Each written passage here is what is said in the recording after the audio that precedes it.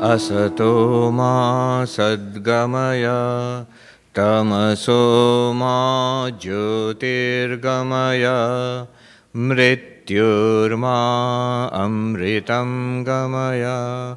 Om Shanti Shanti Shanti. Om, lead us from the unreal to the real, lead us from darkness unto light, lead us from death to immortality. Om, peace, peace, peace.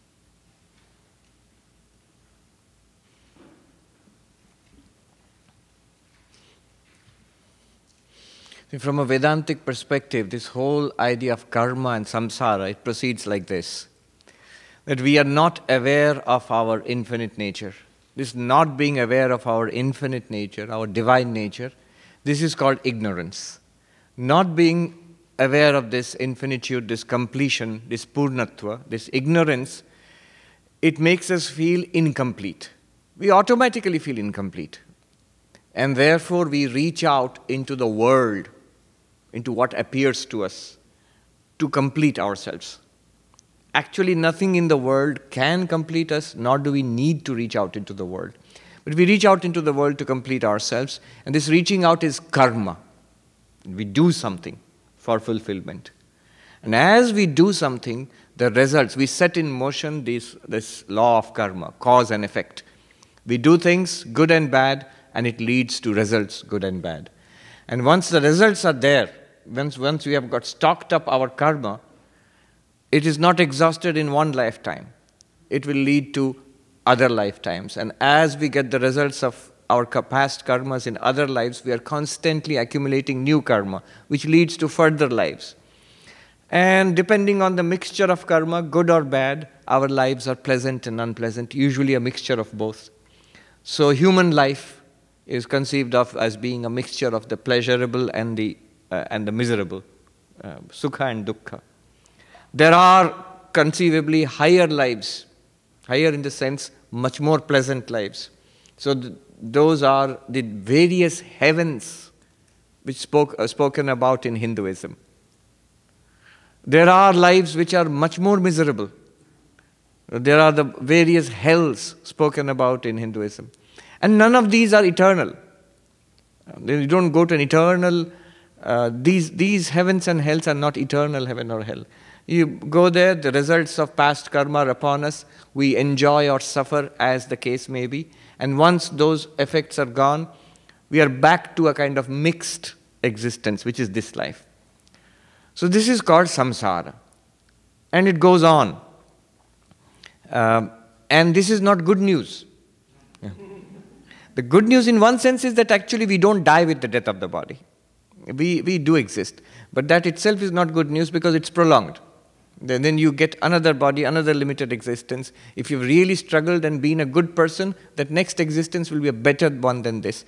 But that's also limited. That also comes to an end. And that's also intrinsically not satisfying. The best of all existence in this life, if you see, even that is not satisfying. If you conceive of it, I was just thinking about, I mentioned it last year, before I set out on my summer tour, 2 tragic events occurred in Manhattan. You know, the greatest chef, Anthony Bourdain, he committed suicide. Just a few weeks earlier or afterwards, this great fashion designer, Kate Spade, she killed herself, both in Manhattan. Now think about it. The most happening place in the whole world. We're proud of being New Yorkers and Manhattanites. What do we call ourselves? Manhattanites? Or? And there, the highest possible, a dream of success, the best possible life. You are at the top of your career, and not a boring career, not drudgery, creative. You are a chef or a fashion designer, and you are rich and successful, really, really successful, at the top of your feet. Famous, and I guess reasonably healthy. Then why would you kill yourself? Clearly, there was some unhappiness in each case, And it's not limited to those people. I'm saying, giving those examples as they would be on paper at least what you might call realistically expected perfect life. Perfect life. And yet it shows that also can be infected with such deep unhappiness and misery that one might want to kill oneself. So all of this life is infected with a kind of dissatisfaction. So one seeks to attain real, deep, lasting peace and satisfaction. We have been trying all our lives without success. Without success. We try in everything, in wealth and physical health and fame and building organizations, getting degrees, in all sorts of ways. We try in this world to attain some kind of happiness. And we have been trying, each one of us in our own way, until today, for the last 20, 30, 40, 50, 60, 70 years of our life. And clearly, we can't honestly say that, yes, I've got it. I have got that which the Gita says, by attaining that, nothing greater remains to be attained. By being established in which, even the heaviest of sorrows cannot shake one. Have I got that? The religion claims, spirituality claims, such a thing is possible. That is the claim of spirituality. That it is definitely the desire of our hearts. There's no doubt about it. Nobody doubts it. We may settle for less. We may think, I am very wise and I become mature and I realize the world is like this, although there is no permanent happiness, there is no deep happiness, it's mostly horrible, and I have to sort of blunder through this world somehow, make the best of it. Many people sort of think that way. But even those who think that way, if they are offered realistically, there is a chance that you might actually attain deep, lasting peace. You might actually overcome suffering. They would jump at it. Of course, who would not? So this is what spirituality offers. Now, Karma Yoga is part of this. How do you deal with the problem of karma?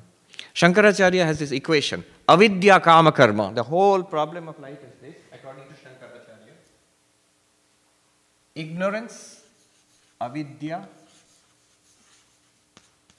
leading to desire, and leading to karma. In this link, there is a lot packed in there. Ignorance of what, one might ask. Ignorance of what? Our actual nature. That we are Brahman, that we are the unlimited, we are ever fulfilled. We don't know that, we don't feel it. That ignorance. How does it become converted into desire? Because I feel unsatisfied. I feel the need of so many things. The moment I think that I do not know my real nature, what am I presented with? When I see the mind and the body. That's my first experience. When I wake up in the morning, what do I experience? My own thoughts, my own personality. Then I experience this body. And through this body, I experience the room and the life waiting out there. And that the whole thing is limited and somehow there are things to be done. There is unhappiness to be avoided. There is some kind of little pleasure to be attained in this world. So that is calm or desire. And when I'm up and about, I jump out of bed or struggle out of bed. And then karma starts, work starts. And that work leads to results. That work leads to results. Is birth and rebirth. We call it rebirth. Punarjanma. Not immediately. The moment you wake up, you're not born into a new body. It's as we go on doing work, this body ages and dies. But the subtle body, Sukshma Sharira, you the self with your mind and the subtle body, we'll talk about that. That goes on to other lives and your karma chases you. That account, I think that's why it's called Chase Manhattan. So it follows you around. And it generates a new body. Not entirely undesirable because if I say, I have done so much good, I have not got the reward for that. Wait, here's the reward coming. Here is a body, here is a world for you, go out there. But the other side is also there. I've done so much bad and luckily I've escaped the punishment. I died. No, you didn't. It's going to follow you around. Here is a body and here is a horrible world waiting for you. Go out and suffer. So This is karma. And this continues, this cycle continues. And the whole thing is ultimately unsatisfactory.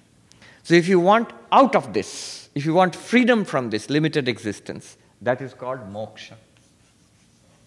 Moksha means liberation, freedom. Freedom from what? Freedom from this. In a simplified form, this is the bigger word picture, simplified form, freedom from suffering. When you say freedom from the cycle of birth and death, somebody might object, I don't believe in a cycle of birth and death. Somebody from the Abrahamic religion might say that I believe in only one life. Or somebody who is an agnostic, who does not believe in these things. I know only this life. I don't know my past lives. I don't know if I will have future lives. So are you selling me a solution for a problem which doesn't exist? A man who was arrested, brought before the magistrate for selling real solutions to imaginary diseases and imaginary solutions to real diseases. It was an actual case in the old Wild West. He was locked up for that. So are you doing that? No. Even if you forget all of this, there is suffering in this life, nobody can deny. There is unhappiness, there are problems in this life. Is there any deep solution for that problem? And religion and spirituality promise that there is a deep solution for that problem. We can actually overcome suffering. Even here, there is something to understand. It was the philosopher Arindam Chakravarti who pointed this out. He quoted from the Buddha. Buddha said the nature of suffering is like this. 2 arrows. A man hit by 2 arrows. And how much suffering is there? 1 arrow, it's suffering. And second arrow, even more suffering. Now, what are the 2 arrows? The first arrow is what the world throws at you. There is calamities outside. There are little personal tragedies in life. There is one's people around you who might be a source of suffering. One's own body is source of suffering. And ultimately, all suffering comes into our minds. So this is the thing which the world throws at me. First arrow. And the second arrow is the suffering that we have inside as a reaction to that. Remember, there are 2 distinct things. Many of you are doctors. You have seen patients who are suffering, but different patients react in different ways. The first arrow is common to all of them. The second arrow is different for each of them. And the real suffering is due to the second arrow. The reaction that is in the mind. Oh, I am lost. I am so unhappy. It's so terrible. It's so horrible. That is the second arrow. That really causes unhappiness. The unhappiness present in our minds. Now the Buddha said, spirituality, what can spirituality do? It cannot remove the first arrow. It cannot remove the first arrow. Sri Ramakrishna, for all his samadhi and visions of the Divine Mother, did he or did he not die of cancer? He died of cancer. Jesus Christ was pinned to that cross. And the physical body at least died. So there was suffering. And there is death. All of that is the first arrow and it continues. It continues. Even after if you're enlightened, that first arrow will still be there. If you're not enlightened, the first arrow will still be there. But what enlightenment does, what spirituality does, any kind of spirituality, this is a very deep insight by the Buddha. He says it removes the second arrow. And our real suffering is the second arrow. Our real suffering is internal suffering. It's not the happenings of the world or even the body. Notice how Sri Ramakrishna, while dying of cancer, throat cancer, which continued, and the body died. But when Hari Maharaj asks him, are you suffering? And he says, first reaction, yes, there is pain here and I cannot eat. First arrow. Second, when Hari Maharaj says to him, Hari, the young man who later became Swami Turiyananda, says to him, but sir, I see that you are in great bliss. Strange thing to say. I see that you are in great bliss. What did Sri Ramakrishna say? Oh, the rascal has found me out. He laughs. That is not a typical reaction of a dying cancer patient, terminally ill cancer patient. How does he laugh? Because the second arrow has been removed by something he has found. He may call it the Divine Mother Kali or the Atman, whatever it is.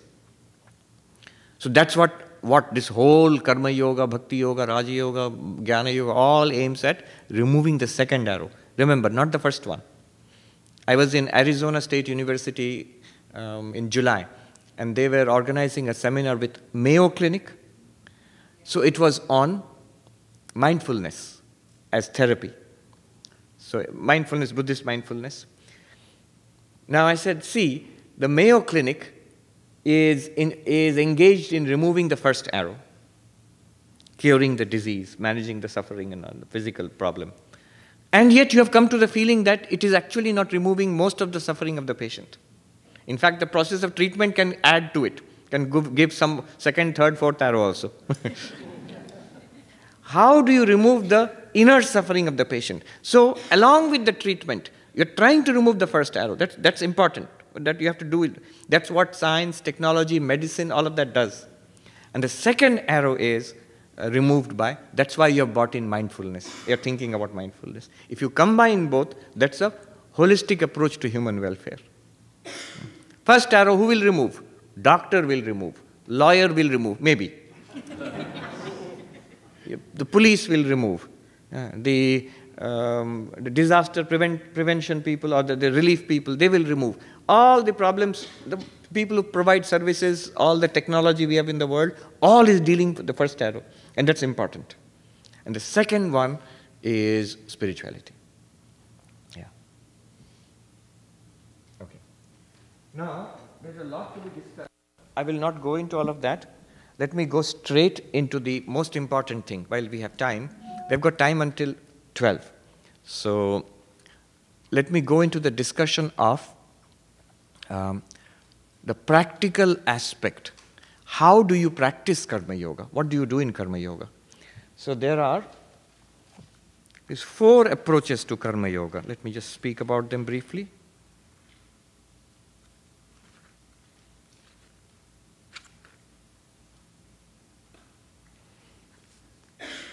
Four approaches to Karma Yoga.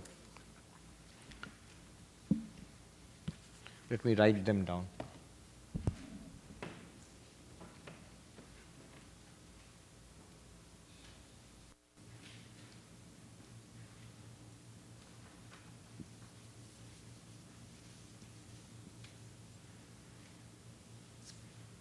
This you may take as the core teaching about Karma Yoga, the core teaching about Karma Yoga.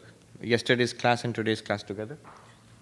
4 approaches. How does one do Karma Yoga?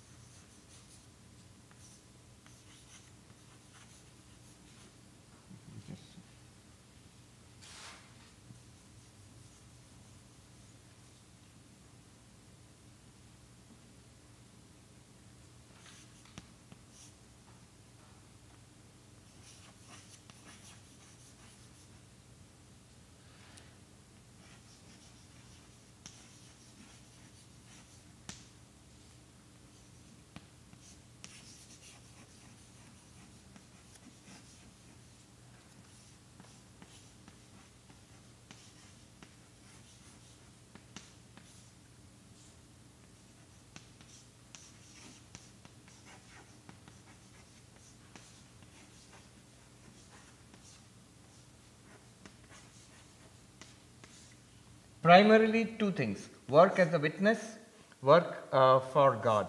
This is based on jnana, knowledge. This is based on bhakti, devotion. And these 2 additional approaches Swami Bhajananandji has mentioned in his book, so I have added it. So what are these 4 approaches? And one may choose any one of them, or depending on your mood, whichever.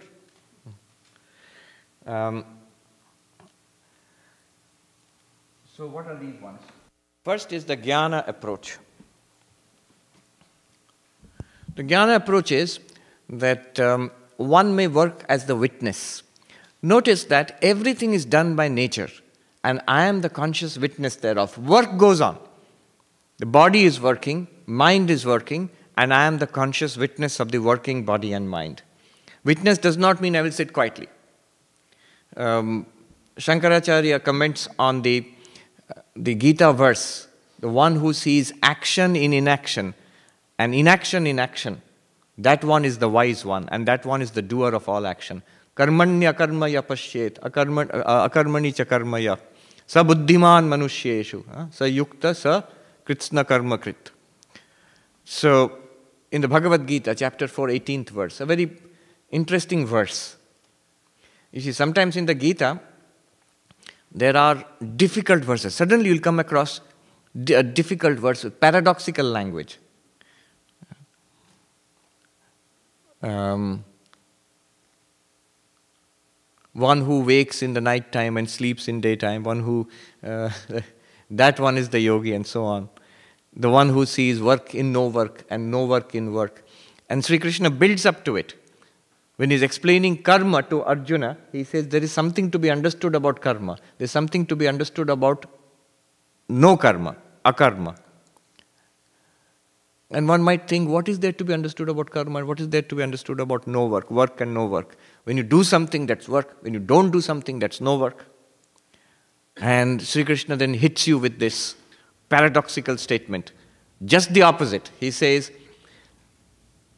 the one who sees no work in work and who sees work in no work, that one truly sees.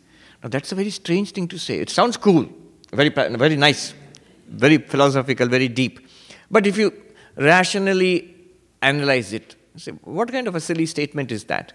A wise person should see work as work. When you do something, that's work. When you don't do something, that's no work. And that's common sense.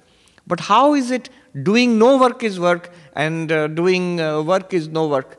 How?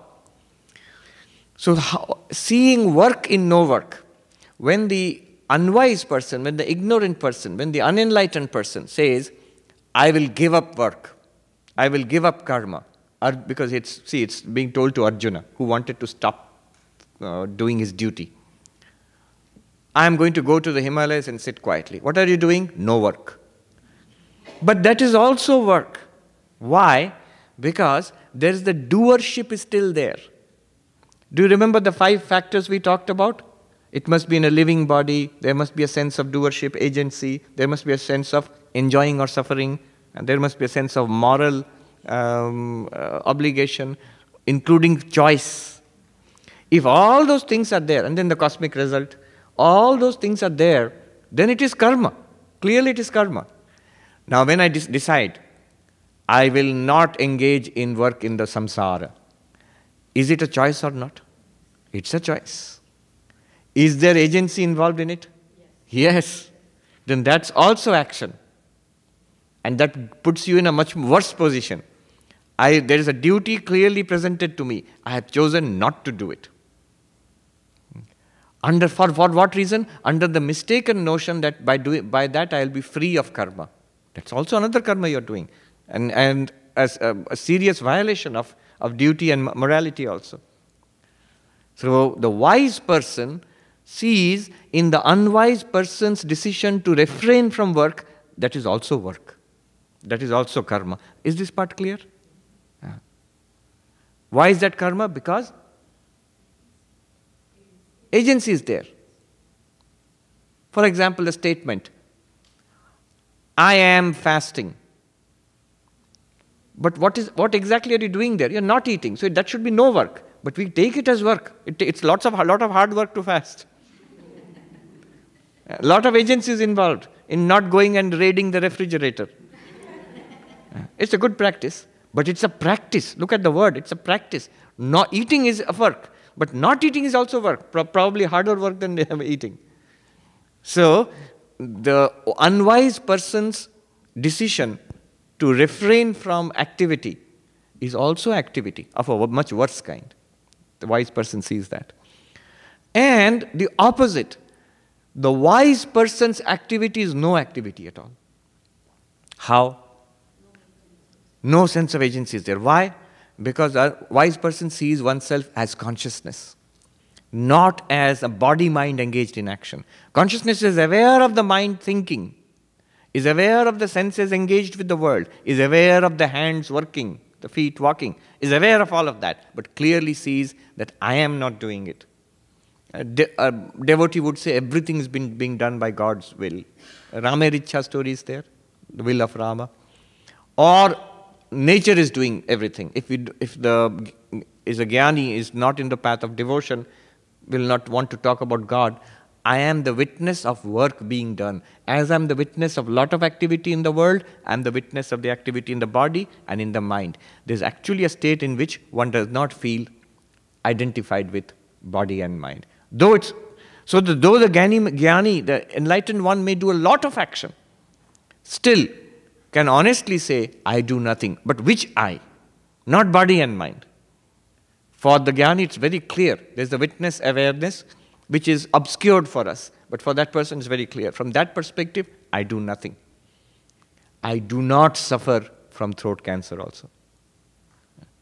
I don't have a throat. How can I have throat cancer? But the body has cancer or not? Yes.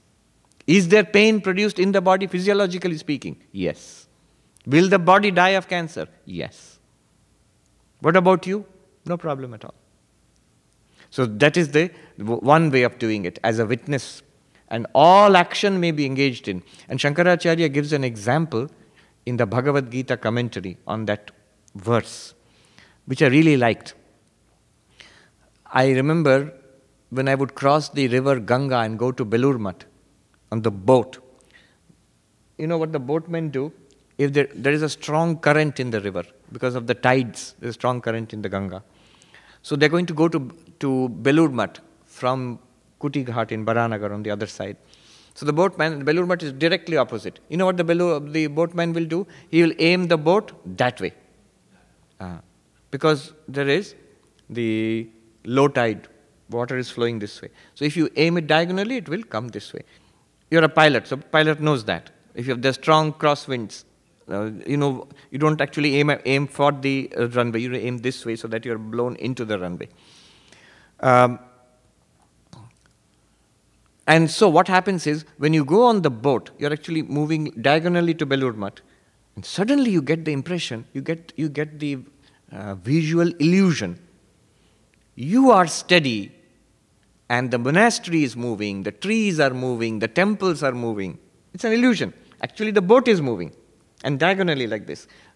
But you get the feeling the boat is still in the river, and the river bank, everything on the river bank is moving. Buildings and temples and trees, they are all moving. So what? When I read Shankaracharya's commentary on that verse, 18th verse of chapter 4, action in inaction, inaction in action, he says, just as a man crossing a river on a boat feels that the boat is not moving, but the trees on the shore are moving. Similarly is the state of the ajnani. It is the body and mind and senses which are moving and changing, presented to his unmoving consciousness. But he feels, I walk, I talk, I think, I enjoy, I suffer. Exactly like that. That's why I really like that verse. And the commentary is, if you actually have that experience, and then you see suddenly 1400 years ago, Shankaracharya is mentioning that very experience, you begin to see what they are talking about. I know this young monk who had suddenly had an experience. He came by a train, he had a long journey to Benares or somewhere. He came back to our main monastery, got down at the local train station and took a rickshaw to the monastery. As he was going through the busy streets of Belur, the narrow lanes, and the rickshaw, it sort of charges down. So in India, there's no lanes to follow. You make your own lane. So that's the rule. Make your lane. And the rickshaw is moving down. Suddenly he got the feeling it's a tremendous feeling overtook him for just a few seconds. He is not moving. He is an ever-present awareness in front of which the world is whirling. One scene had come, Benares, and then the train and the station, now the rickshaw. And before that, many other scenes of youth and childhood. He is always present. He is not a person traveling through space. He is not a person traveling through time.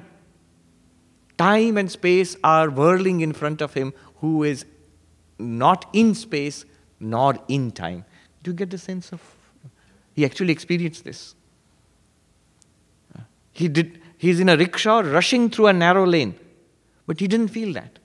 He felt, I am the awareness in which these things are appearing. So that is a sort of intimation of what an enlightened person sees. Karmanya karmaya pashyet, akarmani cha karma. Action in inaction, and inaction in action. So that's the first attitude of the jnani, who sees it as witness consciousness. I am the witness consciousness and witness of all action. Truly speaking, nature does everything. Everything in this body. You say, I am this body and I control this body. No, you do not. Every bit of action, digestion of food, circulation of blood, the air being taken into the lungs and then pumped throughout the body, everything is done by nature. You say, wait a minute, Swami, I raise my hand. Isn't this my decision? No, not really. From your intention of raising the arm to the actual execution of the task, so many things have taken place in the nervous system and the muscles. One little stroke, right side of the brain, I'll raise my arm. No chance. Physiotherapy. You see, unless nature cooperates with you, nothing can be done in the body. If nature today says, all right, you think you're so great, you're going to run the body, here are the keys, you drive now. So many things. Circulatory system, endocrinal system, digestive system, nervous system. If you are put in charge of all of that, within 15 seconds, 911 call, ambulance has to rush. Starlake. What happened? He tried to run his own body. We don't. It's nature who's a very reliable co-pilot. And we are, the ego says, I am doing all this. So that is samsara. So, nature actually does all of the activities in this body, and I am the witness thereof. There's one shloka in the Gita which is repeated 3 times, which means this thing. Everything is done by nature, by the gunas of nature, sattva, rajas, tamas.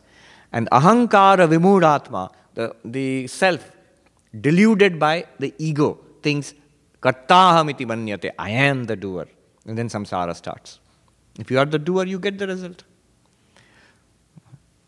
Yesterday I mentioned, 13th chapter says, Prakrityeva karmani kriyamanani sarvasha. Nature alone does everything. But, and the person who sees this, sees that the self is the non-doer. Again in 18th chapter it is mentioned, the same insight. This first approach to karma yoga is mentioned 3 times in the Gita. The witness consciousness. Another approach, the second one,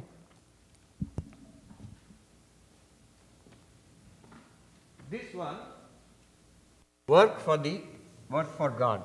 This is a bhakti yoga based approach.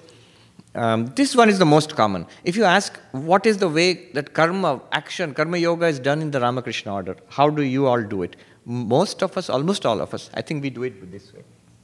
We say this work belongs to Sri Ramakrishna. This ashram belongs to Sri Ramakrishna. And Sri Ramakrishna has given us this work, and I have an opportunity to serve Sri Ramakrishna through this work. This is my Lord's universe, whichever you put it, my Christ, my Krishna, my Ramakrishna, whatever in form you understand God. And God, it's God's universe. Everybody in this and everything in this universe belongs to God, and I am here to serve. So through my actions, I am worshipping God. I see my Gopala, the baby Krishna, in everybody who comes to me. And as they need, in whichever form I can, I serve them. This is my worship of God. So all my action is transformed into worship. I've told you the story of how in that Lucknow airport once a security guard asked me, please tell us something. I was going to the airport and I was the only passenger, transit passenger. And they frisk you there. They make you stand on top of a box. And then I was the only one there wearing this dress. And so the security guard there said, give us a talk. And I said, now? Yes, tell us something. And then he called everybody else. They had no work anywhere. It was so all these people, they're with guns and everything, both men and women, policemen, policewomen, they're standing around me listening for waiting for the talk. I thought, what do I tell them? And they made me stand on the box to give a talk. And then I told them this, that remember it was Lucknow, it's, Uttar Pradesh. So I said, do you do puja before you leave your house? And the gentleman said, yes. Hanuman ji ko phool chadhate hain. I put flowers at the feet of Lord Hanuman before I leave the house for my job. And I said, as each person files past you throughout the day, you check the person, do your job efficiently, politely, and mentally put one more flower at the feet of Lord Hanuman. Each person. And he was so happy with that. He was a delighted smile, a simple man. He delighted smile. He said, "Wah, din bhar Hanuman ji ka puja. Whole day I'll be worshipping God." Yes, your whole life is transformed into a worship of God. Try it.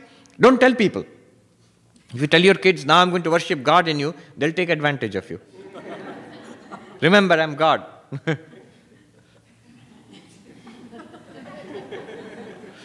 I remember when I was put in charge of a hostel, like a dorm, with little kids. They're all 10-year-olds.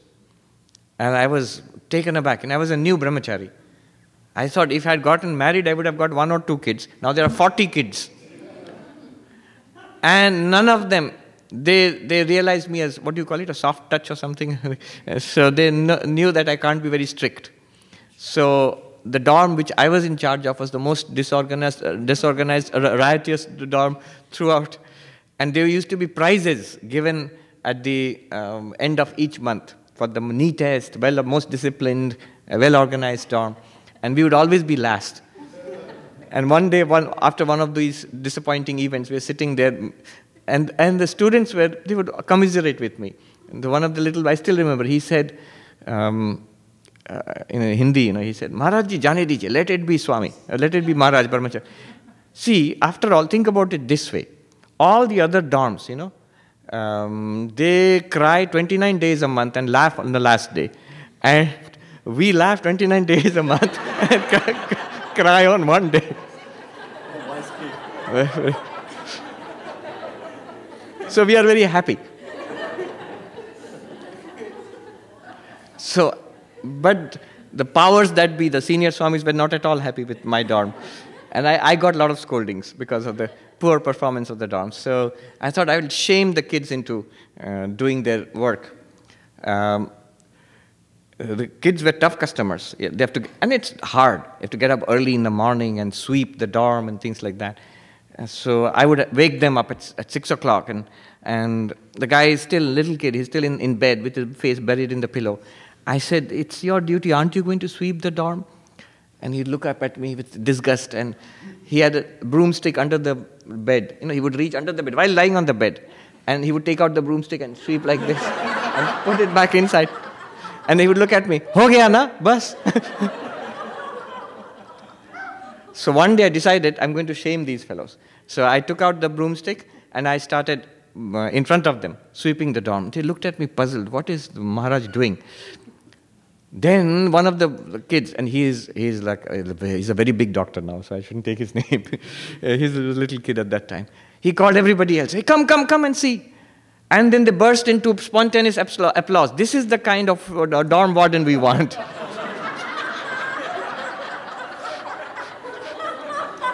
So, who does all our work for us. No. But the idea is, externally you're doing the same work, whether it is administering a dorm or looking after a school or college or office. But internally, you have this feeling that God alone exists in all of these beings, and I do. Swami Vivekananda's philosophy was that, my God the poor, my God the hungry, my God the ill, my God the wicked, he said. And how do you serve them? Through education, through food, through medicine and treatment, through a kind word. Go out of your way to be helpful and nice to people. So, that is worship of God in all beings. Convert your work into worship. Swami Vivekananda said, never approach anything except as God. Never approach anything except as God. A very powerful formula. People in your life, work in your life, events in your life. Never approach anything except as God. So this is not very difficult to do. These two approaches, though we are calling them Karma Yoga, one is based on Jnana Yoga and the one based on Bhakti Yoga. In fact,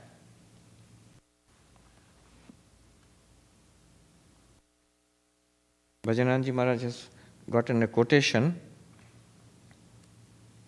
from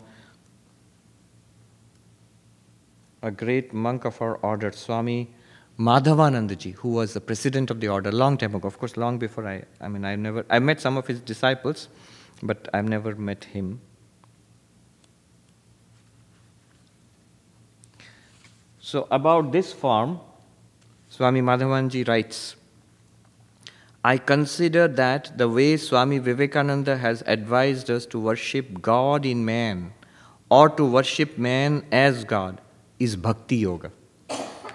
It's actually work, but based on Bhakti. It's Bhakti Yoga. As soon as you have the idea of worship, it no longer remains confined to the sphere of karma. Not even Karma Yoga. We can call it Bhakti Yoga. So this is a kind of Bhakti Yoga actually. Similarly, this is also a kind of Jnana Yoga, this first one. Apart from these two, Swami Bhajananji mentions two other approaches to Karma Yoga. The path of surrender, this is advanced.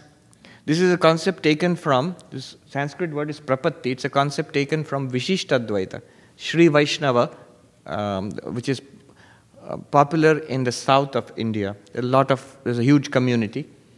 So one of the most advanced practices of bhakti in that path, bhakti means devotion to God, in that path is called prapatti. Prapatti means total surrender. Remember, who can do this? This is a person who actually, you might say, is not concerned with the work, doing the work, but not concerned with the work anymore, is concerned only with God. These two can be put, Sri Ramakrishna put it in a very simple way. He said, these two, I was talking about these two, hold on to God with one hand and do the work with the other hand. With your right hand, hold on to the feet of the Lord, and with your left hand, do the work in the world. Once the work in the world is finished, hold on to the Lord with both hands. Our problem is, moment the world calls our attention, we hold on to the world with both hands. And then it bites us. Then we suffer. He says, no, first hold on to God, and then when the world asks for your attention, do the work, and then immediately come back. That itself is difficult. We tend to forget. And there are practical hints, like Swami Brahmananda said, somebody said, I forget God in the day-to-day work. So before beginning any work, anything, you want to drive from here to there, before beginning, take the name of God. Lord, I offer this to you. During the drive, if you just remember once or twice mentally, yes, I'm doing this as a worship of the Lord. After it is finished, Sri Ramakrishna Arpanamastu. We do that. Whatever work it is, we offer it to the Lord. Then start the next one. The beginning of the work, at the end of the work, in the middle, if you can remember. Yeah. So, hold on to God with one hand, hold on to work with the other. Do the work with the other. And when the work is finished, hold on to God with both hands. So this is 1 and 2. Especially number 2. But this is for people who hold on to God with both hands, all the time. But that means the person who actually feels the presence of God. Overwhelmingly, God alone is real to me. The other thing recedes to the background. How will such a person do work? Do you know how God does work for such a person? I said, that's very nice. Very nice means what? Then the condition is that you hold on to God and God alone, not samsara. There are instances of advanced spiritual seekers, devotees. I think Ram Prasad, he used to write his songs all the time, and he was supposed to do accounts, and his boss caught him that we are not finishing your accounts. And then he would find that his accounts are being done. Who does it? Who knows? Divine Mother did his accounts for him. But that means you have to hold on to the Divine Mother with both hands. Say, oh, that's good, then Divine Mother will do my taxes for me. I will not. But then are you completely holding on to God with both hands? So total surrender to God is necessary. Sri Krishna says, for such a devotee, only for such a devotee, in the Gita he says, Yoga Kshema Vahamyaham. Yoga Kshema, what does it mean? What does yoga mean here? Here yoga means getting what I have not got. And Kshema means protecting what I have already got. That's what a samsari person does. All the good things in life which I have got, I must protect. All the bad things which I have managed to keep away, they must be kept away. Whether it is any kind of physical trouble, mental trouble, social trouble, keep it away. All the good things, protect it. And more good things are there in life. Get those. That is samsara. Now if I say, I will think only about God, what will happen to my yoga and kshema? This is a special meaning of yoga. What will happen? Sri Krishna says, I will take care of that. I'll take care of it. If you can hold on to God. It's a very good deal, but it's difficult. When you try it, you will see that though you're convinced of the deal, when we try to do it, our minds are so much flowing into the world, but we violate the terms of the deal immediately. When contract null and void, Krishna will say, I will not do it for you. You have violated the terms of the contract. Yoga Kshema Vahamyaham is the motto of, in India, Life Insurance Company of India. Yes, they took it from the Gita. From the Bhagavad Gita, they've taken Yoga Kshema Bhahamyaham. So life insurance says, I will take care of. Insurance, very good idea, that I will take care of whatever you need in life. All right. So that is Prapatti. Very beautiful idea. I think it is a story about Tulsidas, one great saint, who used to live in a hut.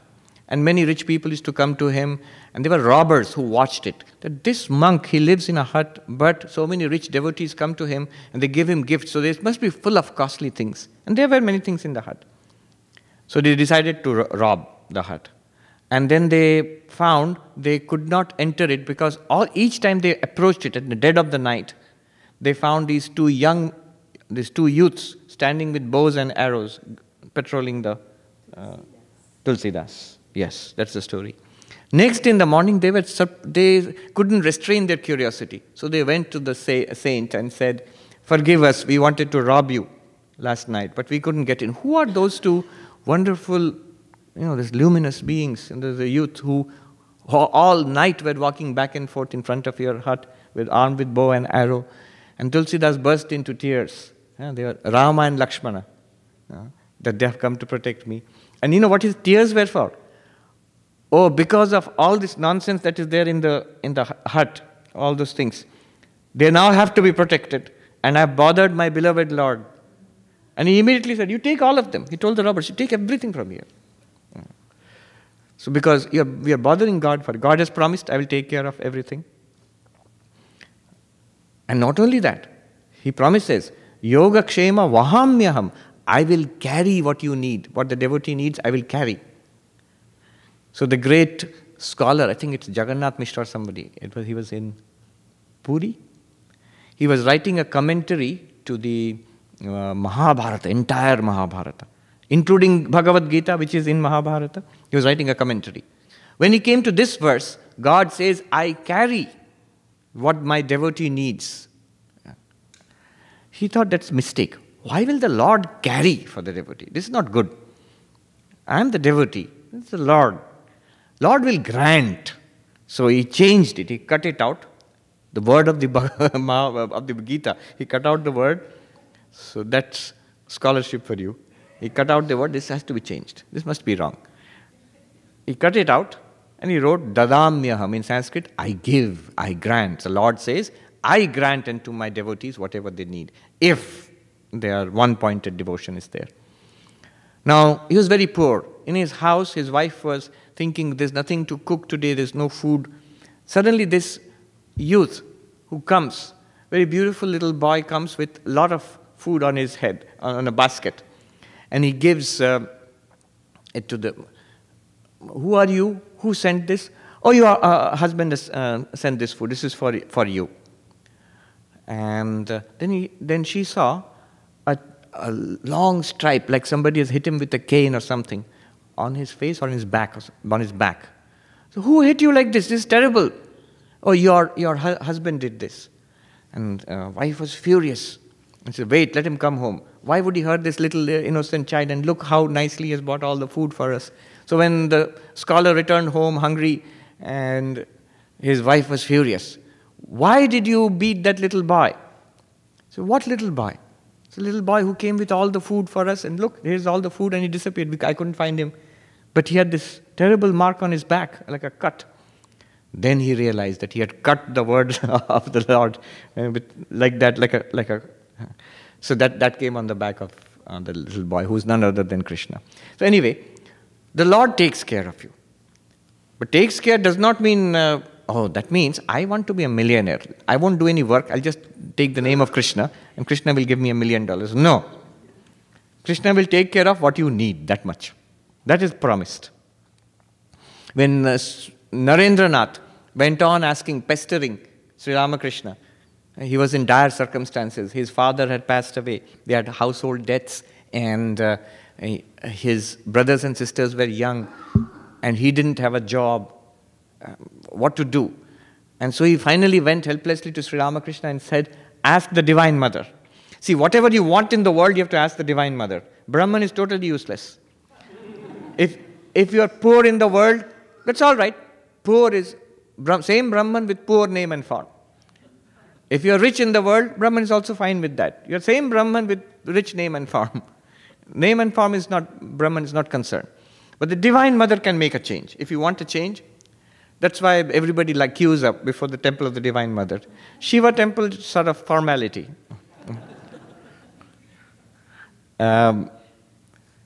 Because she is in charge of the household accounts of the universe, the Divine Mother. Shiva doesn't have a penny to his name. So, Sri Ramakrishna said, you go and ask. And Narendranath said to Sri Ramakrishna that, no. She listens to you. You go and ask. Tell her that things may improve for me. And Sri Ramakrishna said, no, you go. Today is a Tuesday. It's a day of the Divine Mother. And I tell you that she will listen to what you ask for. Go and ask for money. So he goes there, and then he finds that it's a living image. It's not just a stone image or something. And he comes back sort of God intoxicated, and then Sri Ramakrishna says, what did you see? I saw this divine presence. And did you pray? Yes, I prayed for devotion, viveka, vairagya, the discernment between the eternal and the non-eternal, dispassion for the world, devotion to her. Oh, that's all right, but did you pray for money? No, I forgot. Oh, how foolish. Go back quickly and ask for money. And then he went back. Same thing happened again. Third time, Sri Ramakrishna sent him back. There's yet time, go and ask. Same thing. He asked for devotion, he asked for knowledge, dispassion. Then he understood that this is all your play, he told Sri Ramakrishna. Sri Ramakrishna was very happy because the disciple had passed the test. You must do something for me. And then Sri Ramakrishna says, yes, all right. Your family will not lack plain food and clothing. Plain food and clothing. Not Kate Spade collection. Not Anthony Bourdain food. Just plain food and clothing. That much. So Krishna says, I will take care of. Surrender. Prapatti. God takes care of your affairs, your work. The other one, it says Leela. This whole universe, the devotee ultimately sees this universe as a play of God. And I am the friend. God is playing with me in this form. But then remember, even disease and suffering and loneliness and death are also play. I remember, so you will not take it as suffering. I remember this very touching story. It's a Russian Orthodox church story. So this man, he goes to the father in the church and asks, you taught us that praise God in good and evil. So when things are good, I can praise God. But when things are going badly, how do I praise God? It's not easy. So the father said, look, I don't know, but in the forest there are hermits who stay, anchorites. So there's one who stays there. He's a very good hermit. Go and ask him. He can tell you. So this man goes into the forest and says in a little cell, this emaciated man is sitting there, and there are sores on his body, and he's ill, and he's underfed, sitting quietly and praying, but his eyes are shining with an unearthly joy. So this man asks him, I have a question. The Father sent me to you to ask you a question. How do I praise God when there is suffering? He said, you know the answer. How do I praise God when there is suffering? How can I thank God when unfortunate things happen to me, sad things happen to me? when he gives suffering. And this hermit, he looked up with a sweet smile, he said, but I can't tell you that, because God has never given me suffering. You see, that's the answer. Divine play, all is play. I heard this story, it's a real thing which happened in the Himalayas. I've told some of you earlier. There was this monk who used to stay in a cave. See, there the system is you have to go for your food, beg for your food. And there are places, it's not as difficult as it sounds. There are places where monks, you just go there and if you're a monk, they will feed you. So it's as easy as that. One day there was a feast. Sometimes there are occasional feasts. But feast is not really a feast compared to what you might think a feast is. It's one extra laddu. That's a feast. Or in the mango season, one mango is a feast. So there's a feast. Have you heard of, they are called, they're like pancakes, malpua. They're like pancakes. So that was served that day. That's big news, the monastic grapevine, that there was malpua in that particular place. So afterwards, when we went to the class, the teacher told us, the teacher who was teaching us, he said, "Tum log gaye? Did you all go?" And we said, "Yes." "Kitna malpua khaya? How many did you eat?" Somebody said 1, somebody said 2, somebody said 3. And then the teacher said, "I don't go, it comes." And he said, "Your karma will bring to you whatever. If you are obstinate, if you don't put forth the effort, karma is helpless. It has to come to you." And he gave the example like letters which bear your address. The postman will find out and deliver it to you, even in your cave, he said. That's what happens. Similarly, your karma will come to you. If you don't go to that place, somehow food will come to you. So he said, food came to me. Then he told us the story of this monk who lived in a cave, who did not go out begging, but the villagers liked him very much, so every day they would bring him food at a fixed hour, and they would leave it outside the cave. He would come out from the cave and eat.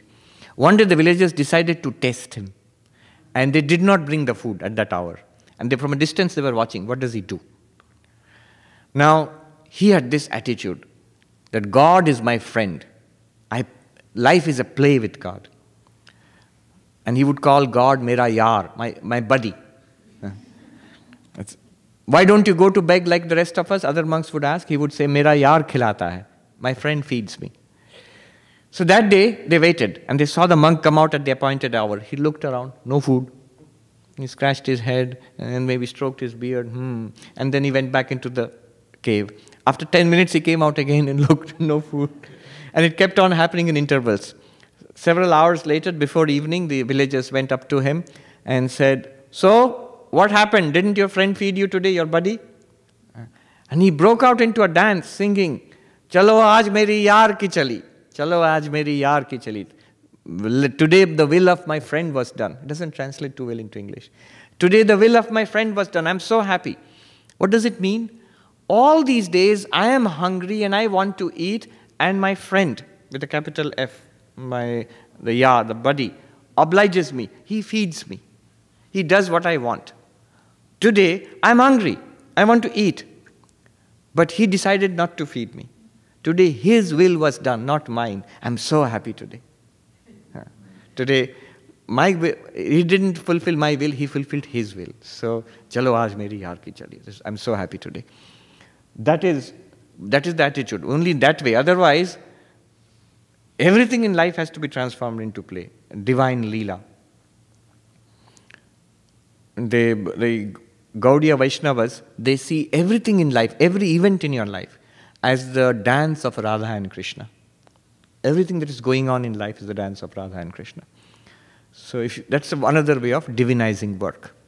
So this is the main, let us say, what I've seen most people do, monks and those who are not monks, they see work as worship of God. Okay. Now, in the time remaining, we'll do Q&A, and before that, at the end of this book, the Swami has given what is called a few practical hints for followers of Karma Yoga. Very important observations. I have selected 20. He has given 35. So, These are very practical suggestions, very practical points.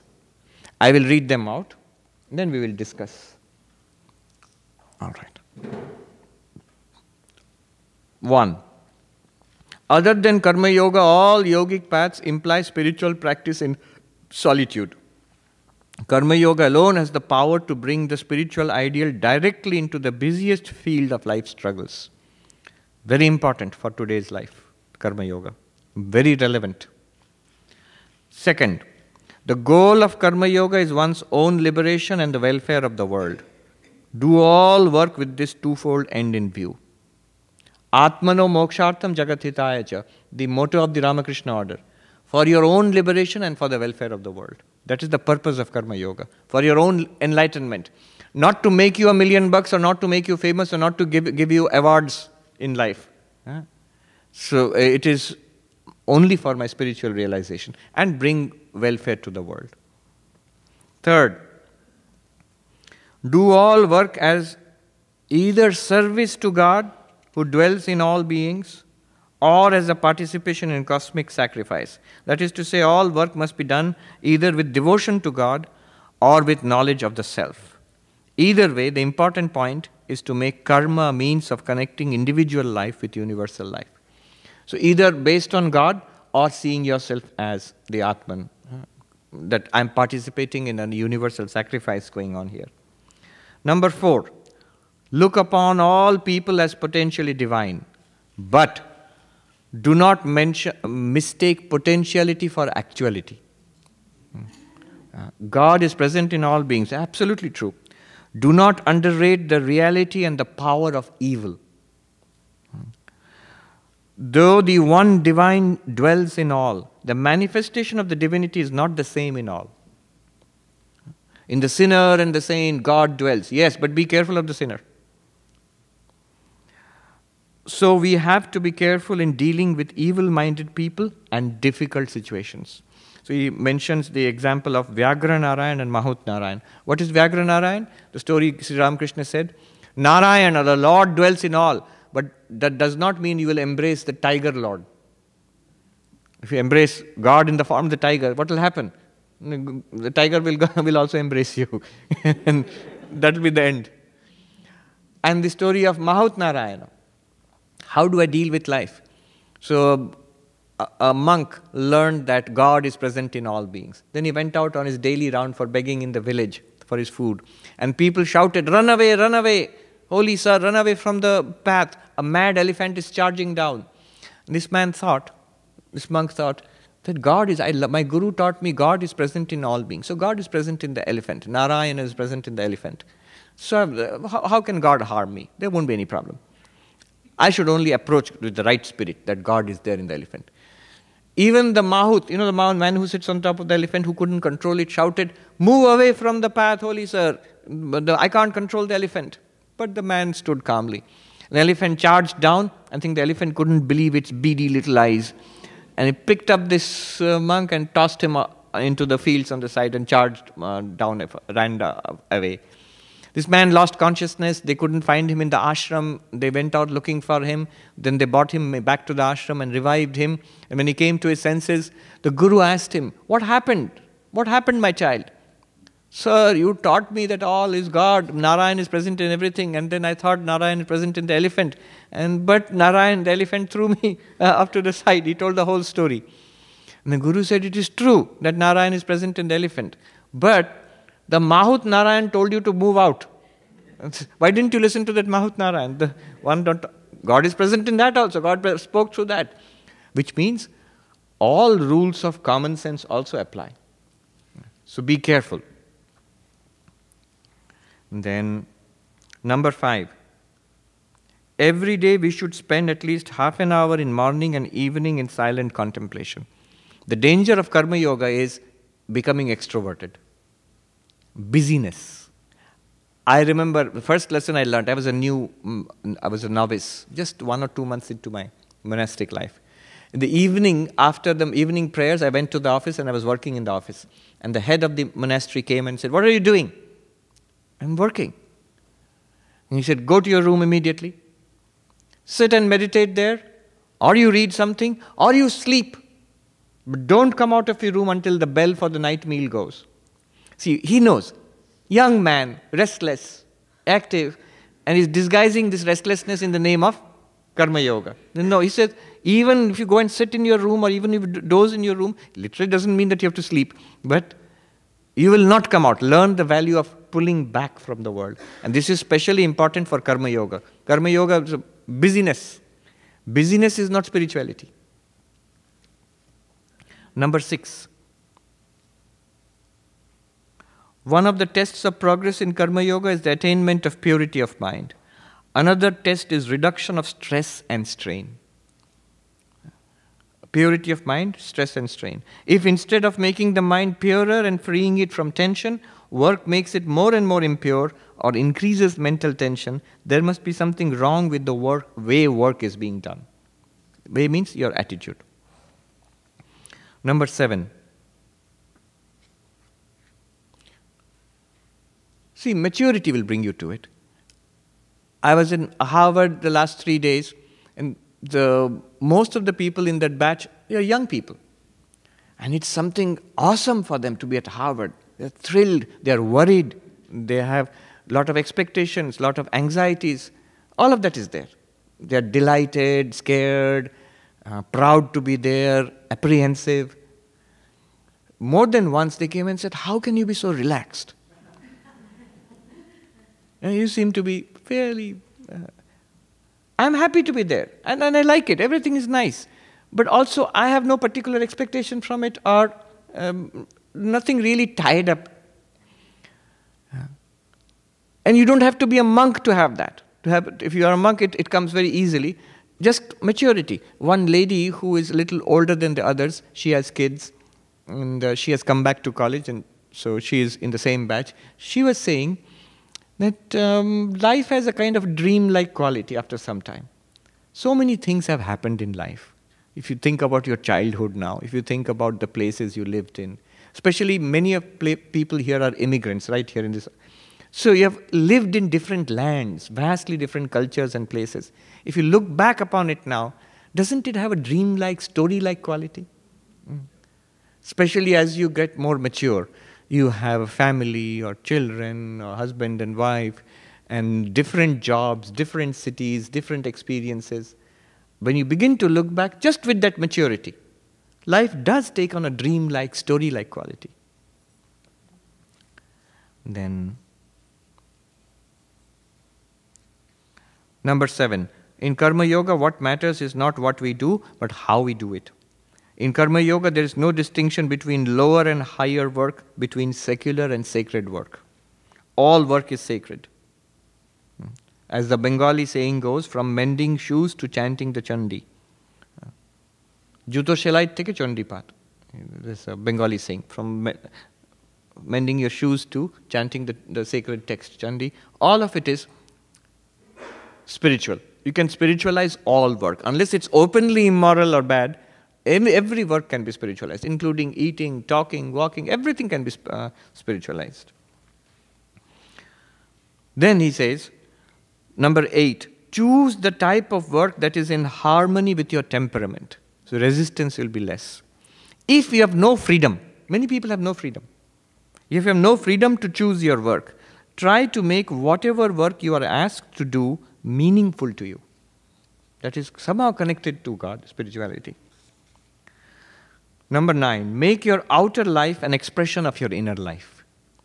Let your whole life be an undivided consecration to the ideal.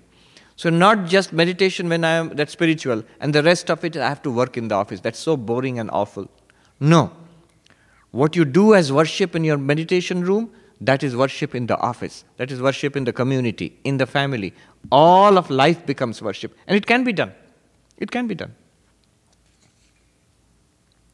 Number 18, whatever you may do, do it well. Be efficient in work. Avoid sloppiness, bungling, and waste of time. These are signs of tamas and rajas. So Karma Yoga demands sattva, sattvic mind. Number 11, always prefer collective welfare to self-interest. Karma Yoga will always prefer collective welfare to self-interest. In the name of service, do not exploit other people, especially the poor. Unless one has a spiritual goal in mind, very soon social work also becomes selfish work. I've heard again and again, well-known social workers in India running NGOs, non-government organizations, what we call in this country non-profits, well-known people. But I have heard from people in their organization, they will say, sir or madam, early days we used to see that he or she used to come to the field. But nowadays, what is sir and madam interested in? Going from seminar to seminar, collecting awards, and that becomes that I am famous. I should be rewarded for my great work which I have done.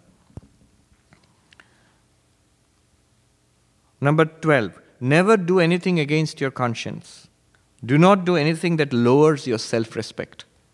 Have high self-respect without being egoistic. Karma Yogi. Number 13, make service a way of life. Do service not as a duty, but as a natural way of life. Service calls for sacrifice. Always be ready for sacrifice. This idea was, you've heard of servant leadership? Robert Greenleaf, he popularized it. He has a whole foundation for servant leadership. He says that our ideals should be servantship, service. And when you get a position of leadership, you use that for service. But when you're not in a position of leadership, you still go on serving, because my primary identity is I'm here to serve. What can I do for you? People make this mistake that my job does not allow me to do any service or karma yoga. No, no. There are people around you. You can at least be nice to them. Make an effort. So servantship flows into leadership, and if leadership comes, very good, and once it goes away, again, servantship remains continuous. You don't wait, I will get the opportunity, the power, the resources. Somebody said that there's this person, Vinayak, he runs an orphanage with more than 1,000 kids, a very big organization on the outskirts of Calcutta. He's got the Indian President's Award for Child Welfare and all of that. Somebody asked him, how did you get this idea? How did you get this idea? And his answer was very perceptive. He said, it did not begin with an idea, it began with a feeling. I felt that children are suffering, I must immediately do something. What is the idea? How funds will come? What should I do? What will be the organizational structure? What will be the legal backing? All that comes later. Once some young men, enthusiastic, they came and said, we want to do this thing, but there are a lot of problems. It has to be incorporated, there are legal problems. And I said, have you started?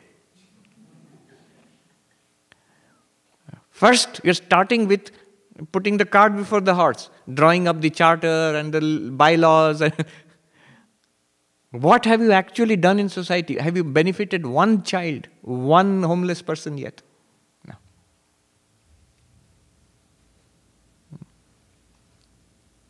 I remember, practical lesson. There was a homeless person sick on the pavement outside the ashram. We were new brahmacharis. We noticed, and we were feeling bad. We didn't know what to do about it.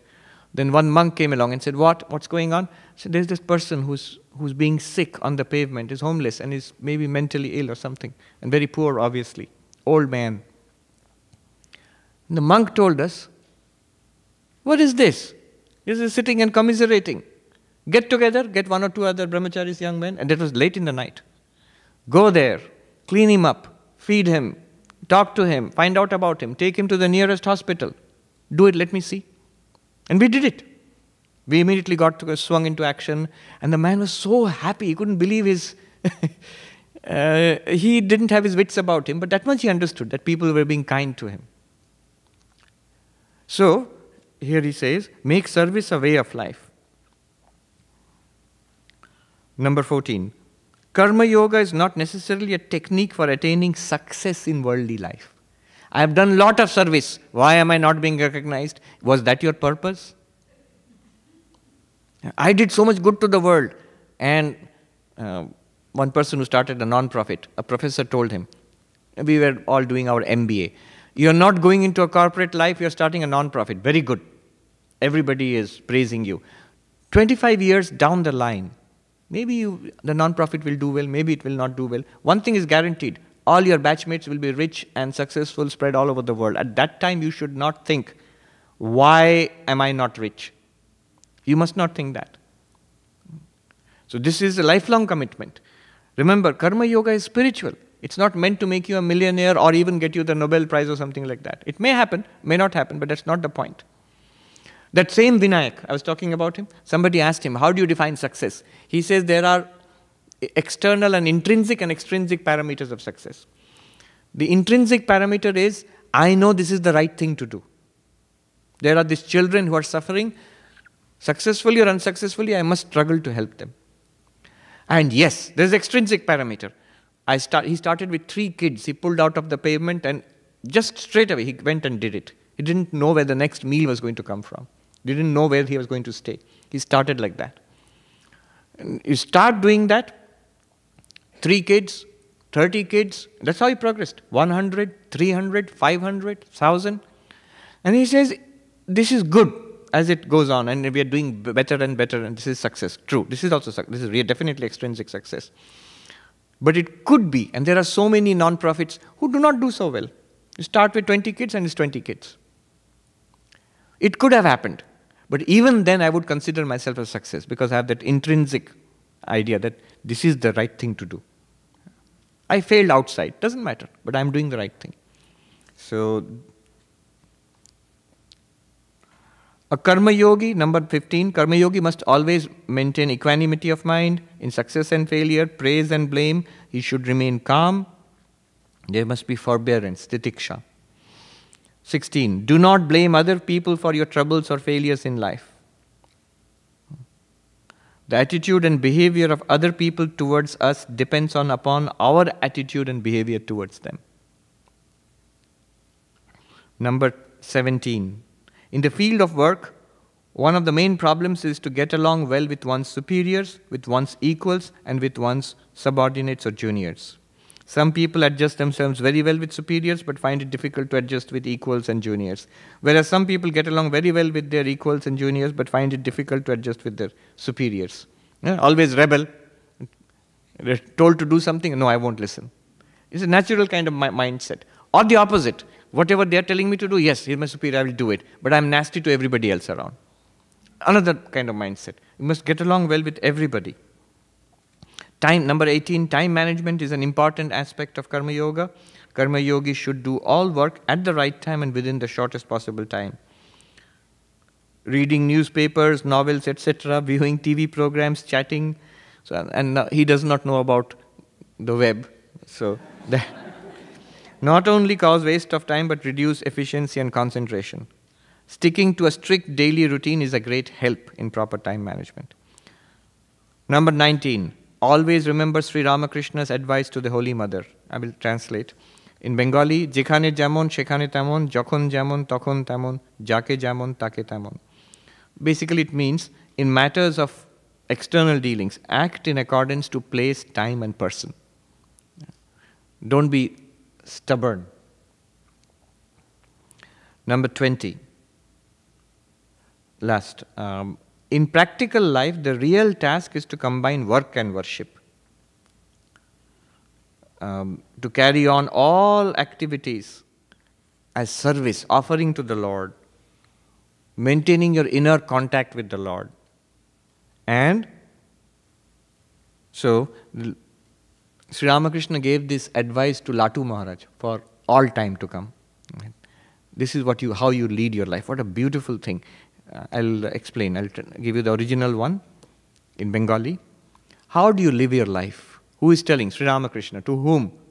Who became Swami Adbhutananda, Latu Maharaj. He was called the miracle of Sri Ramakrishna because he was completely illiterate, not just uneducated, completely illiterate, and remained so more or less throughout his life. And yet he became an enlightened person, a Brahmagyani. And many people came to learn from him. What did he say to Latu Maharaj? Jage joge jege thakbi. As long as you're awake, it must be one of the two. Jage joge. Jaga means yaga or sacrifice, service. And yoga. Internally, externally sacrifice, internally your contact with the divine. It could be mantra japa, it could be prayer, it could be visualization, whatever it is. You're internally connected with God, externally working for as service to the Lord. Ghumer kale take dagbi. Before you fall asleep, pray intensely to the Lord. Kajer majhe take dhorbi, ar hardam tar shevaye lagbi. In the midst of all work, hold on to the Lord, and at all times serve the Lord. So this is what a beautiful advice.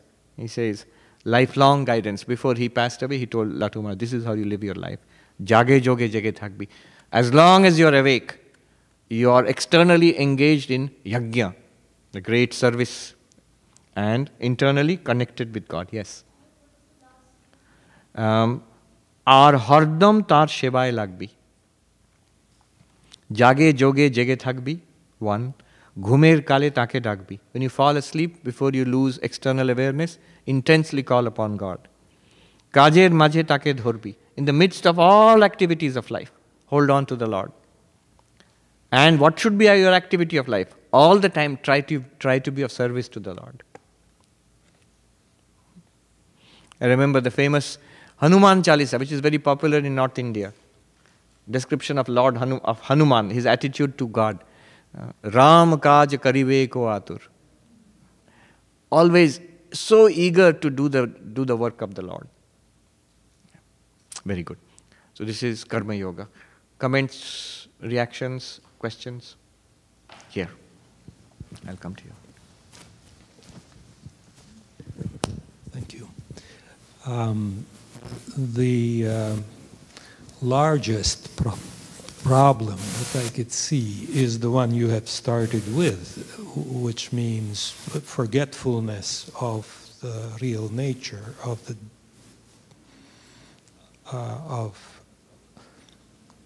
I forget what I am. Yes. And it would make sense that karma yoga would serve to remove the forgetfulness. And I don't see the direct connection. It is quite beautiful what you have said, but I don't see how would it. I mean, the problem seems to be the problem of memory or ignorance, right? Yes. Basically. It's a cumulative process. See, the problem with, for example, meditation. In every spiritual retreat, one common question will be, my mind wanders when I meditate. My mind wanders. Other thoughts come into the mind, other people.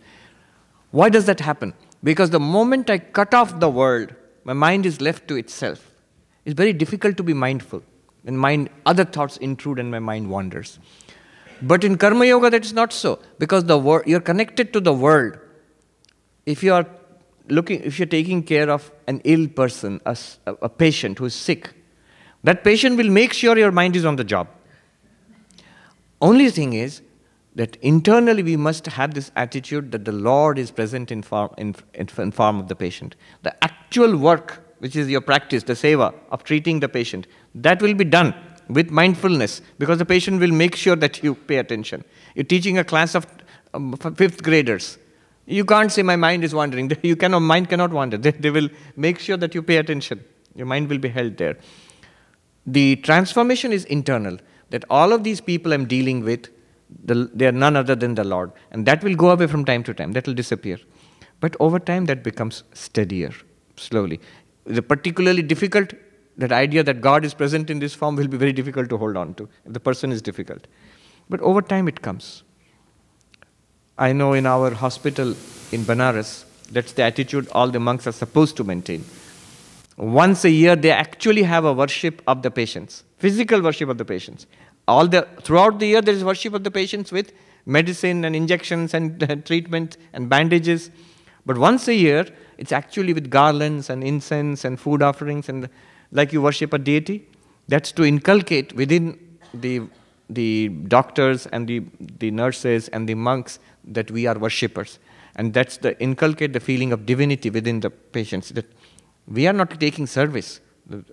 As Vivekananda said, Let the one who is receiving stand up and receive. That's the one who is offering kneel down and offer. There was a monk, I never saw him. They used to call him Bon Bihari Baba, those who saw him in Banaras. Lifelong he practiced that. His real practice was he would dress the wounds of the patients and he would continuously think that God is present. He was a disciple of the Divine Mother, I think. And he had more than one occasion, visions of the Divine Mother in the patients. And around that area, it was well known that you would want to have the patient's bandages changed by Bon Baba, because then he would be cured. And the poor people, they all knew that, and they would queue up they would always ask. They didn't want the doctor, they didn't want the nurse, they wanted the Swami to come in. And even in his old age, he had to be wheeled out in a wheelchair. He would go to the hospital and change the bandages and treat the patients. Transformed into. I remember when I joined the order, one of the first things that struck me was, I told a monk, when I go to the temple and meditate, I can think of God. But when I'm in the school and teaching the kids or doing the paperwork or writing letters and all, I can't think of God. And the monk said, how strange.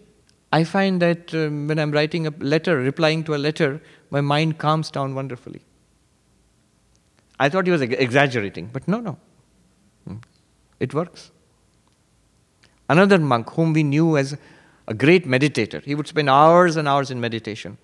And then one day, the monk, the head of the monastery, gave him the duty of in the evening after prayers, when it is his meditation time. Remember, this is a monk who loved meditation. When it is his meditation time, he gave him the duty of supervising the study of the children. The children sit together and study.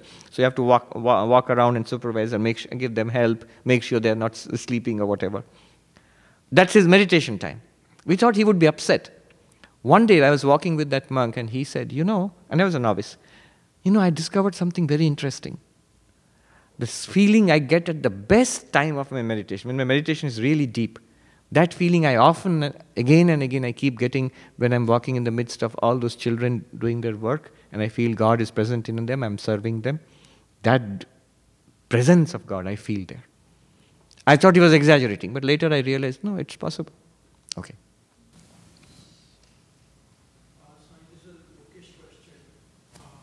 Best kind. Law of karma, Yes.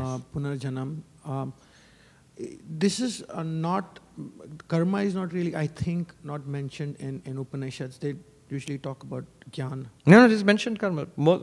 See, in the Upanishads, Upanishads are part of the Vedas. Vedas have three parts. Karma, upasana, jnana. Upanishads are jnana pradhana, mostly about jnana. But there is always, every Upanishad has some mention of karma, has some mention of upasana. Upasana means meditation. So the Vedas always have three components: action, meditation, knowledge. Ritual, contemplation, and philosophy. So the law of karma would be mentioned in the karma kanda portion of Vedas. Yes. Okay. It's not the law of karma, not in this sense, but karma leads to results. So do good karma, you'll get good results. Do bad karma, you'll get bad results. So this prototype of the form of what we call the law of karma today, you find in the most ancient part of the Vedas, you find in the Upanishads, you find in the Bhagavad Gita. Throughout Vedantic literature, you find it again and again. Thank you. It bothers me to ask you this. Is this all a form of self-hypnosis? If Ramakrishna, a cancer patient, says, I feel no pain, I feel happy, a psychiatrist would say it's delusional. And you're all teaching us how to Become deluded. not so much delusion, it's a form of prolonged self-hypnosis and reconditioning. It's just the opposite. Vedanta insists that we are already hypnotized. Swami Vivekananda says this is all a process of de-hypnosis. Remember, carefully, Sri Ramakrishna does not say, I don't feel pain. He said, I do feel pain. Didn't he say? It hurts. I cannot eat because of the tumor. And he said, but sir, I see that you are in great bliss. That's also true. This is inappropriate affect. That's called inappropriate affect. He should not be happy. He should not be happy, yes. So this is from the perspective of a very materialistic science, which says you have to be unhappy. Why are you happy? Is it? Yeah. So that inappropriate effect which you're talking about, that's pathological. Yeah, so that's pathological. Here, Sri Ramakrishna is actually grounded in reality. From a Vedantic perspective, our whole problem is we are living a kind of dream life. According to those enlightened people, we are the ones who are away from reality. There are pathologically disturbed people who are away from our reality also. One sign of this is that the pathologically affected person is usually dysfunctional in life. Freud was once asked, everything you say, according to you, everybody seems to be disturbed. If you say you have a problem, then you are mentally disturbed. If you say I have no problem, then you are really disturbed because you are suppressing all the problems. So what is normal according to you? And Freud gave a very nice answer. He said, the ability to do one's work and to maintain, and the ability to work and to love, that's a sign of normality. That means if you can maintain your relationships in working order, and you can take care of yourself and fulfill your responsibilities to some extent at least, you're okay, you're fine. So deeply disturbed persons cannot do that usually. That's one sign. Otherwise, why would you call it pathological? If the person is fully functional and also happy, even if the person has cancer, what is the problem then? The person is unhappy or having serious problems at some level. You see, there's a great discrepancy, a mismatch between reality and that person's perceptions and reactions. Then you call it pathological. But in the case of these enlightened people, they seem to be more functional than us. The places where we struggle, they overcome easily. And they are able to inspire and guide millions of us down the ages for centuries and millennia.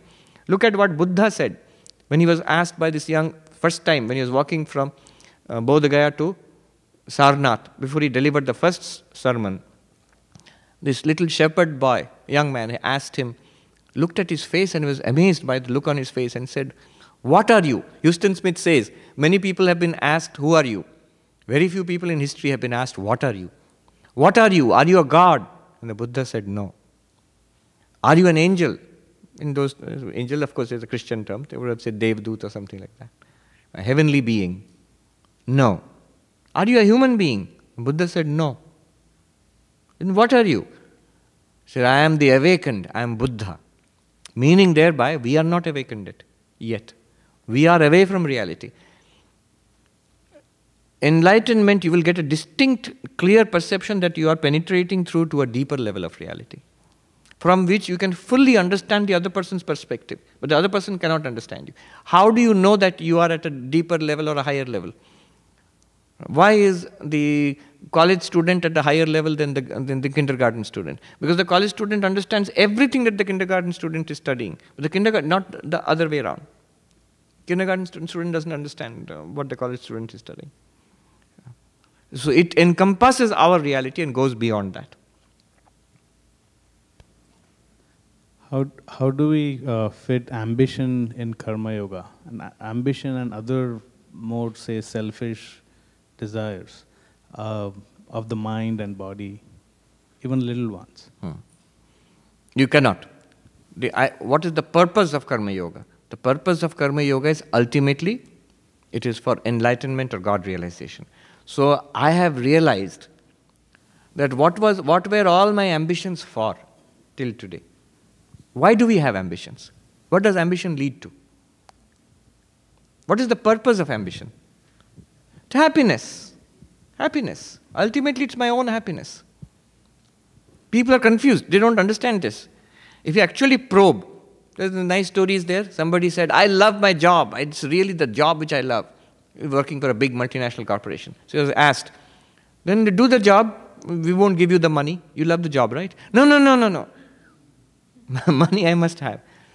Given a choice between the job and the money, which will do? You have to take one, and then I'll take the money. Okay, you take the money, but you can't spend it. No. I should be able to spend it. I need things for my family. I had to buy the things for my family. All right, you can spend the money for the family, but they won't be your family anymore. It's some random family. No, it has to be my family.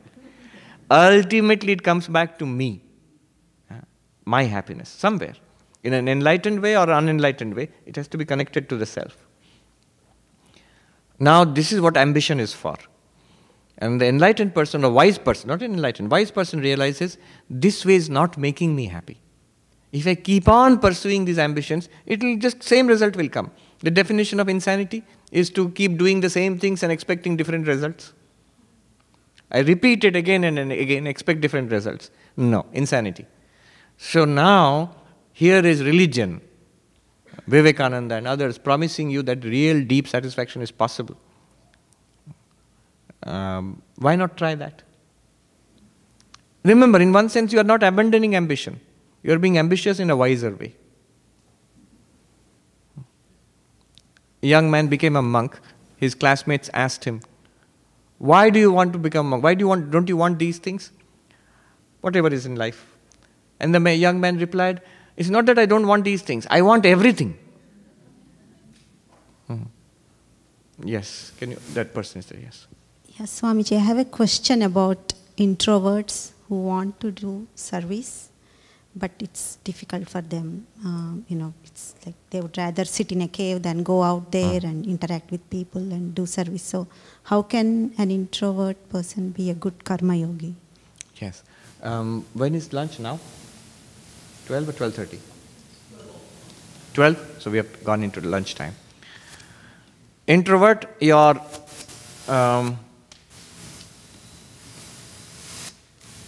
nature suits you to meditation, for example, study, meditation, devotion. That will become your primary path. Don't fight against your nature. But Swami Vivekananda always recommended a harmony of the 4 yogas. Remember, the problem is not with karma yoga. The problem is always with my own mental makeup.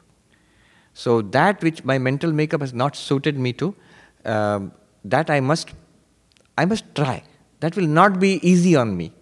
So there are introverts who do karma. In our order, we have to do karma yoga. We have to do all the yogas. So it's not suited to it. May not be very practical, may not be very efficient also. But it does me good. Often the places where I grow most are the places where I lack development. Good.